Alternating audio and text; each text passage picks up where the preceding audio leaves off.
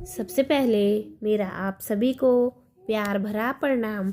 मैं मधु जोशी स्वागत करती हूँ आपका अपने YouTube चैनल मधु गढ़वाली 121 पे। तो दोस्तों, आज की वीडियो में मैं आपको माघ पूर्णिमा की कथा सुनाऊंगी। आप भी मेरे साथ माघ पूर्णिमा व्रत कथा का श्रवण कीजिए। कथा ध्यान पूर्वक और पूरी जरूर सुनिएगा। माघ पूर्णिमा का धार्मिक दृष्टि से बहुत महत्व है। स्नान पर्वों का यह अंतिम प्रतीक है। इस दिन स्नान आदि से निवृत्त होकर विष्णु पूजन, पितृ श्राद्ध कर्म तथा भिखारियों तथा गरीबों को दान देने का विशेष फल है।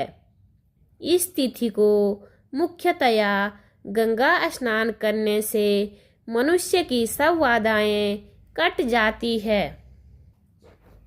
इस तिथि का संबंध केवल बाहरी स्नान से नहीं बल्कि अंतःकरण की शुद्धि से भी जुड़ा हुआ है। पौराणिक कथाओं में माघ पूर्णिमा की महिमा अनेक प्रकार से वर्णित है। देवगण इस पावन तिथि में तीर्थों में वास करते हैं और साधक के प्रत्येक शुभ कार्य का सहस्त्र गुण फल प्रदान करते हैं। व्रत, दान, पूजा और संकल्प के द्वारा जीवन को पवित्र बनाने का यह परम अवसर होता है। खास तौर पर भगवान विष्णु और भगवान शिव की उपासना इस दिन अत्यंत फलदायी मानी जाती है। तो आइए श्रोताओं, आज इस पावन अवसर की अद्भुत कथाओं का श्रवण करते हैं, जो न केवल हमारी आत्मा को पवित्र करेगी बल्कि हमें धर्म और सत्कर्म के पथ पर अग्रसर होने की प्रेरणा भी देगी। कलयुग में जहाँ पाप और अधर्म का प्रभाव बढ़ता जा रहा है, वहीं माघ पूर्णिमा कथा का संबंध अमृत समान है। शास्त्रों में कहा गया है कि जो व्यक्ति श्रद्धा भाव से पुण्य काल में धर्म कथाओं का श्रवण करता है, उसके जन्म जन्मांतर के पाप नष्ट हो जाते हैं और भगवान की कृपा से सभी मनोकामनाएं पूर्ण होती है।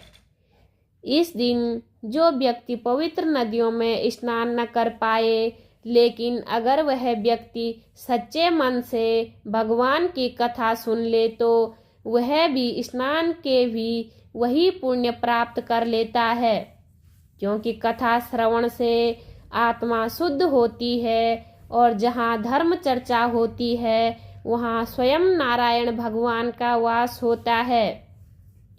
तो अब सुनते हैं पूर्णिमा व्रत की पौराणिक कथा, जिसे स्वयं भगवान श्री कृष्ण जी ने मैया यशोदा को सुनाया था, जिसे सुनने मात्र से सभी मनोकामनाएं पूरी होती है और घर में सुख समृद्धि बनी रहती है। द्वापर युग में एक समय की बात है कि यशोदा जी ने भगवान श्री कृष्ण से कहा, हे कृष्ण, तुम सारे संसार के उत्पन्न करता, पोषण तथा उसके संहार करता हो। आज कोई ऐसा व्रत मुझसे कहो जिसके करने से मृत्यु लोक में स्त्रियों को विधवा होने का भय न रहे, सभी मनुष्यों की मनोकामनाएं पूर्ण करने वाला हो। श्री कृष्ण कहने लगे, हे माता, तुमने अति सुंदर प्रश्न किया है। मैं तुमसे ऐसे ही व्रत को सविस्तार कहता हूँ। सौभाग्य की प्राप्ति के लिए स्त्रियों को 32 पूर्णमासियों का व्रत करना चाहिए। इस व्रत के करने से स्त्रियों को सौभाग्य संपत्ति मिलती है। यह व्रत अचल सौभाग्य देने वाला एवं भगवान शिव के प्रति मनुष्य मात्र की भक्ति को बढ़ाने वाला है। यशोदा जी कहने लगी, हे कृष्ण, सर्वप्रथम इस व्रत को मृत्युलोक में किसने किया था, इसके विषय में विस्तार पूर्वक मुझसे कहो। श्री कृष्ण जी कहने लगे कि इस भूमंडल पर एक अत्यंत प्रसिद्ध राजा चंद्रहास से पालित अनेक प्रकार से रत्नों से परिपूर्ण कातिका नाम की एक नगरी थी। वहाँ पर धनेश्वर नाम का एक ब्राह्मण था और उसकी स्त्री अति सुशीला रूपवती थी। दोनों ही उस नगरी में बड़े प्रेम के साथ रहते थे। घर में धन धान्य आदि की कमी नहीं थी। उनको एक बड़ा दुख था कि उनकी कोई संतान नहीं थी। इस दुख से वह अत्यंत दुखी रहते थे। एक समय एक बड़ा तपस्वी योगी उस नगरी में आया। वह योगी उस ब्राह्मण के घर को छोड़कर अन्य सभी घरों से भिक्षा लेकर भोजन किया करता था। रूपवती से वह भिक्षा नहीं लिया करता था। उस योगी ने एक दिन रूपवती से भिक्षा न लेकर किसी अन्य घर से भिक्षा लेकर गंगा किनारे जाकर भिक्षा को प्रेम पूर्वक खा रहा था कि धनेश्वर ने योगी का यह सब कार्य किसी प्रकार से देख लिया। अपनी भिक्षा के अनादर से दुखी होकर धनेश्वर योगी से बोला, महात्मन, आप सब घरों से भिक्षा लेते हैं परंतु मेरे घर की भिक्षा कभी भी नहीं लेते। इसका कारण क्या है? योगी ने कहा कि निसंतान के घर की भीख पतितों के अन्न के तुल्य होती है और जो पतितों का अन्न खाता है वह भी पतित हो जाता है। क्योंकि तुम निसंतान हो अतः पतित हो जाने के भय से मैं तुम्हारे घर की भिक्षा नहीं लेता हूँ। धनेश्वर यह बात सुनकर अपने मन में बहुत दुखी हुआ और हाथ जोड़कर योगी के पैरों पर गिर पड़ा तथा आर्तभाव से कहने लगा, हे महाराज, यदि ऐसा है तो आप मुझको पुत्र प्राप्ति का उपाय बताइए। आप सर्वज्ञ हैं, मुझ पर अवश्य ही यह कृपा कीजिए। धन की मेरे घर में कोई कमी नहीं परंतु मैं पुत्र न होने के कारण अत्यंत दुखी हूँ। आप मेरे इस दुख का हरण करें। आप सामर्थ्यवान हैं। यह सुनकर योगी कहने लगे, हे ब्राह्मण, तुम चंडी की आराधना करो। घर आकर उसने अपनी स्त्री से सब वृत्तांत कहा और स्वयं तप के निमित्त वन में चला गया। वन में जाकर उसने चंडी की उपासना की और उपवास किया। चंडी ने 16वें दिन उसको स्वप्न में दर्शन दिया और कहा, हे धनेश्वर, जा तेरे पुत्र होगा परंतु वह 16 वर्ष की आयु में ही मृत्यु को प्राप्त हो जाएगा। यदि तुम दोनों स्त्री पुरुष 32 पूर्णमासियों का व्रत विधि पूर्वक करोगे तो वह दीर्घायु होगा। जितनी तुम्हारी सामर्थ्य हो आटे के दिए बनाकर शिव जी का पूजन करना, परंतु पूर्णमासी 32 हो जानी चाहिए। प्रातःकाल होने पर इस स्थान के समीप ही तुम्हें एक आम का वृक्ष दिखाई देगा। उस पर तुम चढ़कर एक फल तोड़कर शीघ्र अपने घर चले जाना। अपनी स्त्री से सब वृत्तांत कहना। ऋतु स्नान के पश्चात वह स्वच्छ होकर भगवान शंकर जी का ध्यान करके उस फल को खा लेगी। तब शंकर भगवान की कृपा से उसको गर्भ हो जाएगा। जब वह ब्राह्मण प्रातःकाल उठा तो उसने उस स्थान के पास ही एक आम का वृक्ष देखा जिस पर एक अत्यंत सुंदर आम का फल लगा हुआ था। उस ब्राह्मण ने उस आम के वृक्ष पर चढ़कर उस फल को तोड़ने का प्रयत्न किया परंतु वृक्ष पर कई बार प्रयत्न करने पर भी वह न चढ़ पाया। तब तो उस ब्राह्मण को बहुत चिंता हुई और विघ्न विनाशक श्री गणेश जी की वंदना करने लगा। हे दयानिधे, अपने भक्तों के विघ्नों का नाश करके उनके मंगल कार्य को करने वाले, दुष्टों का नाश करने वाले, रिद्धि सिद्धि को देने वाले, आप मुझ पर कृपा करके इतना बल दें कि मैं अपने मनोरथ को पूर्ण कर सकूं। इस प्रकार गणेश जी की प्रार्थना करने पर उनकी कृपा से धनेश्वर वृक्ष पर चढ़ गया और उसने एक अति सुंदर आम का फल देखा। उसने विचार किया कि जो वरदान से फल मिला था वह यही है और कोई फल दिखाई नहीं देता।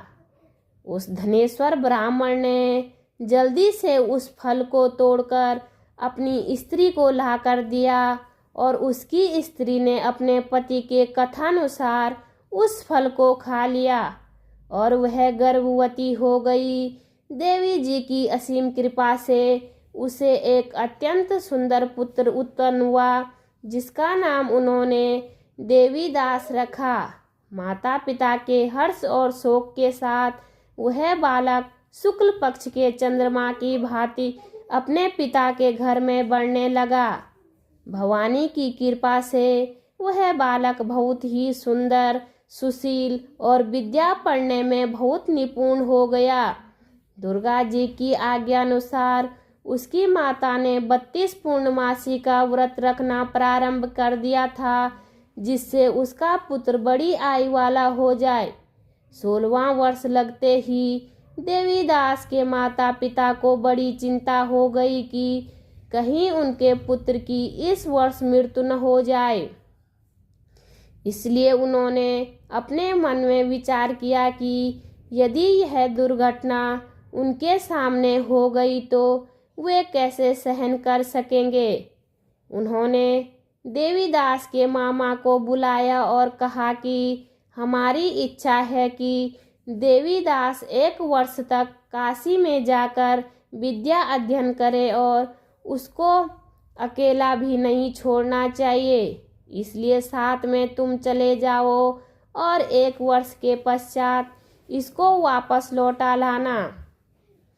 सब प्रबंध करके उसके माता पिता ने काशी जाने के लिए देवीदास को एक घोड़े पर बैठाकर उसके मामा को उसके साथ भेज दिया, किंतु यह बात उसके मामा या किसी और से नहीं कही। धनेश्वर ने सपत्नी अर्थात अपनी पत्नी के साथ अपने पुत्र की मंगल कामना तथा दीर्घायु के लिए भगवती दुर्गा की आराधना और पूर्णमासियों का व्रत करना आरंभ कर दिया। इस प्रकार बराबर 32 पूर्णमासी का व्रत पूरा किया। कुछ समय पश्चात एक दिन वह दोनों मामा और भांजा मार्ग में रात्रि बिताने के लिए किसी ग्राम में ठहरे हुए थे। उस दिन उस गांव में एक ब्राह्मण की अत्यंत सुंदरी, सुशीला, विदुषी और गुणवती कन्या का विवाह होने वाला था। जिस धर्मशाला के अंदर वर और उसकी बारात ठहरी हुई थी उसी धर्मशाला में देवीदास और उसके मामा भी ठहरे हुए थे। संयोगवश कन्या को मंडप आदि का कृत्य किया गया तो लग्न के समय वर को धनवात हो गया। तत्पश्चात वर के पिता ने अपने कुटुंबियों से परामर्श करके निश्चय किया कि यह देवीदास मेरे पुत्र जैसा ही सुंदर है, मैं इसके साथ ही लग्न करा दूं और बाद में विवाह के अन्य कार्य मेरे लड़के के साथ हो जाएंगे। ऐसा सोचकर वह देवीदास के मामा से जाकर बोला कि तुम थोड़ी देर के लिए अपने भांजे को हमें दे दो जिससे विवाह के लगन का सब कृत्य सुचारू रूप से हो सके। तब उसका मामा कहने लगा कि जो कुछ भी मधुपर्क आदि कन्यादान के समय वर को मिले वह सब हमें दे दिया जाए तो मेरा भांजा इस बारात का दूल्हा बन जाएगा। यह बात वर के पिता के द्वारा स्वीकार कर लेने पर उसने अपने भांजा वर बनने को भेज दिया और उसके साथ सब विवाह कार्य रात्रि में विधि पूर्वक संपन्न हो गया। पत्नी के साथ वह भोजन न कर सका और अपने मन में सोचने लगा कि न जाने यह कैसी स्त्री होगी। वह एकांत में इसी सोच में गरम निश्वास छोड़ने लगा तथा उसकी आंखों में आंसू भी आ गए। तब वधू ने पूछा कि क्या बात है, आप इतने उदासीन व दुखी क्यों रहते हैं। तब उसने सब बातें जो वर के पिता व उसके मामा में हुई थी उसको बता दी। तब कन्या कहने लगी कि यह ब्रह्म विवाह के विपरीत हो कैसे सकता है। देव ब्राह्मण और अग्नि के सामने मैंने आपको ही अपना पति बनाया है, इसलिए आप ही मेरे पति हैं। मैं आपकी ही पत्नी रहूंगी, किसी अन्य की कदापि नहीं। तब देवीदास ने कहा, ऐसा मत करिए, क्योंकि मेरी आयु बहुत थोड़ी है। मेरे पश्चात आपकी क्या गति होगी, इन बातों को अच्छी तरह विचार लो। परंतु वह दृढ़ विचार वाली थी। बोली कि जो आपकी गति होगी वही मेरी गति होगी। हे स्वामी, आप उठिए और भोजन करिए, आप निश्चय ही भूखे होंगे। इसके बाद देवीदास और उसकी पत्नी दोनों ने भोजन किया। प्रातःकाल देवीदास ने अपनी पत्नी को 3 नगों से जड़ी हुई एक अंगूठी दी, एक रुमाल दिया और बोला, हे प्रिय, इसे लो और संकेत समझकर स्थित चित्त हो जाओ। मेरा मरण और जीवन जानने के लिए एक पुष्प वाटिका बना लो, उसमें सुगंधित वाली एक नवमल्लिका लगा लो, उसको प्रतिदिन जल से सींचा करो और आनंद के साथ खेला कूदा तथा उत्सव मनाओ। जिस समय और जिस दिन मेरा प्राणांत होगा ये फूल सूख जाएंगे और जब ये फिर हरे हो जाए तो जान लेना कि मैं जीवित हूँ। यह बात निश्चय करके समझ लेना, इसमें कोई संशय नहीं है। यह समझाकर वह चला गया। प्रातःकाल होते ही वहाँ पर गाजे बाजे बजने लगे और जिस समय विवाह का कार्य समाप्त करने के लिए वर तथा सब बराती मंडप में आए तो कन्या ने वर को भली प्रकार से देखकर अपने पिता से कहा कि यह मेरा पति नहीं है, मेरा पति वही है जिसके साथ रात्रि में मेरा पाणी ग्रहण हुआ था, इसके साथ मेरा विवाह नहीं हुआ है। यदि यह वही है तो बताए कि मैंने इसको क्या दिया। मधु पर्व और कन्यादान के समय जो मैंने भूषण आदि इन्हें दिए उन्हें दिखाए तथा रात में मैंने क्या गुप्त बातें कही थी वह भी सुनाइए। पिता ने उसके कथानुसार वर को बुलवाया। कन्या की यह बात सुनकर वह कहने लगा कि मैं कुछ नहीं जानता। इसके पश्चात लज्जित होकर वहाँ से चला गया और सारी बारात भी अपमानित होकर वहाँ से लौट गई। भगवान श्री कृष्ण बोले, हे माता, इस प्रकार देवीदास काशी विद्या अध्ययन के लिए चला गया। जब कुछ समय बीत गया तो काल से प्रेरित होकर एक सर्प रात्रि के समय उसको डसने के लिए वहाँ पर आया। उस विषधर के प्रभाव से उसके शयन का स्थान चारों ओर से विष की ज्वाला से विषैला हो गया, परंतु वर्तराज के प्रभाव से उसको काट न पाया, क्योंकि पहले ही उसकी माता ने 32 पूर्णिमा का व्रत कर रखा था। इसके बाद मध्याह्न के समय स्वयं काल वहाँ पर आया और उसके शरीर से उसके प्राणों को निकालने का प्रयत्न करने लगा, जिससे वह मूर्छित होकर पृथ्वी पर गिर पड़ा। भगवान की कृपा से उसी समय पार्वती जी के साथ भगवान शंकर जी वहाँ से आ गए। उसको मूर्छित दशा में देखकर पार्वती जी ने भगवान शंकर से प्रार्थना की, हे महाराज, इस बालक की माता ने पहले 32 पूर्णिमा का व्रत किया था, जिसके प्रभाव से हे भगवान आप इसको प्राण दान दें। भवानी के कहने पर भक्त वत्सल्य भगवान शिव जी ने उसको प्राण दान दे दिया। इस व्रत के प्रभाव से काल को भी पीछे हटना पड़ा और देवीदास स्वस्थ होकर बैठ गया। उधर उसकी स्त्री उसके काल की प्रतीक्षा किया करती थी। जब उसने देखा कि उस पुष्प वाटिका में पत्र पुष्प कुछ भी नहीं रहे तो उसको अत्यंत आश्चर्य हुआ, और जब वह हरी भरी हो गई तत्पश्चात वह जान गई कि वह जीवित हो गए हैं। यह देखकर वह बहुत प्रसन्न मन से अपने पिता से कहने लगी कि पिताजी, मेरे पति जीवित हैं, आप उनको ढूंढिए।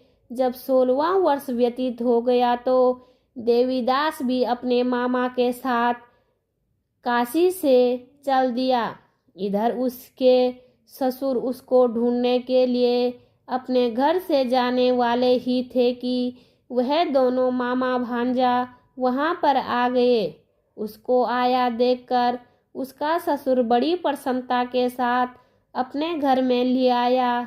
उस समय नगर के निवासी भी वहां इकट्ठा हो गए और सबने निश्चय किया कि अवश्य ही इसी बालक के साथ इस कन्या का विवाह हुआ था। उस बालक को जब कन्या ने देखा तो पहचान लिया और कहा कि यह तो वही है जो संकेत करके गया था।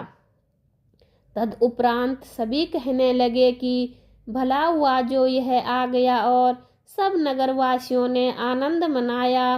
कुछ दिन बाद देवीदास और अपनी पत्नी और मामा के साथ अपने ससुर के घर से बहुत सा उपहार आदि लेकर अपने घर के लिए प्रस्थान किया। जब वह अपने गांव के निकट आ गया तो कई लोगों ने उसको देखकर उसके माता पिता को पहले ही जाकर खबर दे दी कि तुम्हारा पुत्र देवीदास अपनी पत्नी और मामा के साथ घर वापस आ रहा है। ऐसा समाचार सुनकर पहले तो उन्हें विश्वास ही नहीं हुआ, किंतु जब और लोगों ने भी आकर उसकी बात का समर्थन किया तो उनको बड़ा आश्चर्य हुआ।